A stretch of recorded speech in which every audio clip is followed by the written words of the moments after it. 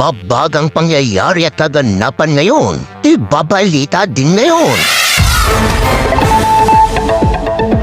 Balitang Israel, damay-damay na to.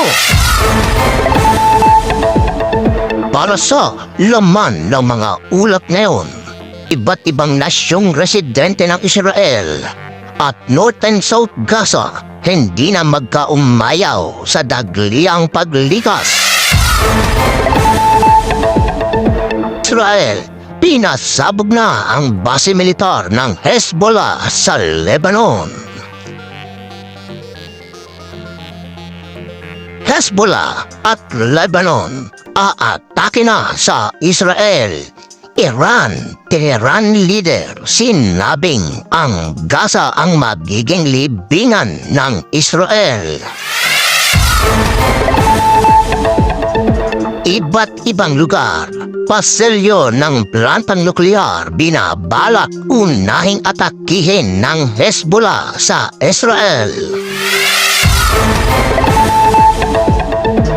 Anak ng isang leader ng Hamas at miyembro, ito ay ginulantang ang nasabing pagpupulong sa UN sa direktang pagtatakwil nito sa kanyang grupo.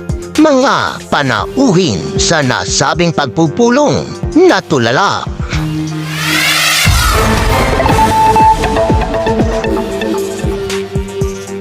Israel, pinasabog ang base militar ng Hezbollah sa Lebanon na malapit sa borderya ng Israel. Masisilayan sa inilabas na video ng IDF ang aerial view at aktual na pag-atake ng Israel sa base militar ng Hezbollah sa borderya ng Lebanon. Ang hakbang ng Israel na ito ay tugon lamang daw sa naunang isinagawang pag-atake ng mga ito sa northeng parte ng Gaza na ikinasawi ng isang dayuhang mamahayag at 70 sibilyang residente nito. Ang northeng parte ng Gaza ay ang lugar kung saan lumikas ang mga sibilyang naipit sa engkwentro sa timog parte ng Gaza kung saan nakasentro ang pag-atake ng Israel sa Hamas.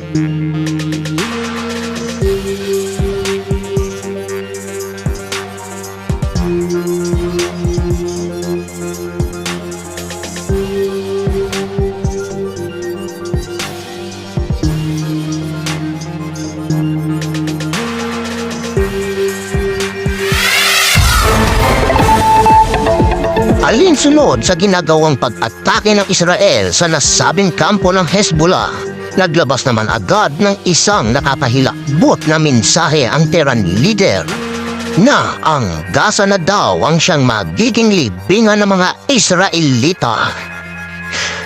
Kaugnay pa din sa mga pangyayari, naghahanda na ng isang malakihang opensiba ang Iran sa pangunguna ng Tehran at kaalyadong bansa nito na Lebanon sa bansa ng Israel at inaasahan na ito ay isang magiging malawakang pag-atake. Ayon sa isang intelligence source ng IDF, pangunahing pupuntirehin ng mga ito ang iba't ibang paselyong nuklear at bodega ng mga armas nuklear ng Israel. Tunghayaan ng isang chart upang mabiswal ng bawat isa ang mga pinaniniwalaang mga lugar ng pirantang nuklear na nakamarkang bilog at trianggulo naman para sa mga bodegang armas nuklear ng Israel. Ito ay nahihayag mismo ng IDF Intel source.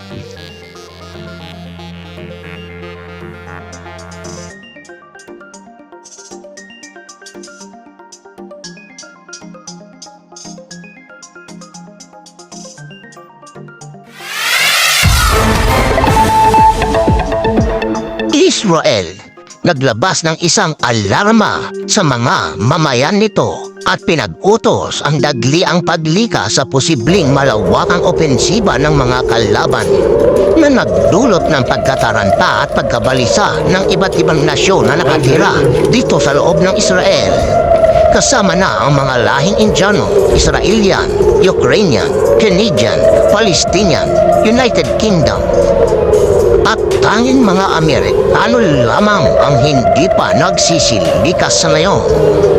At kasunod na ng mga pangyayari, agad namang ipinadala uli ng Amerika ang isa pang carrier fleet nito sa dagat Mediterranean upang idagdag puwersang pangdepensa at opensa sa mga magiging kalaban ng Israel, kasama ang buong fleet ng United Kingdom, Amerika at UK. Opisyal nang sasabak sa gera pag umatake ang Hezbollah.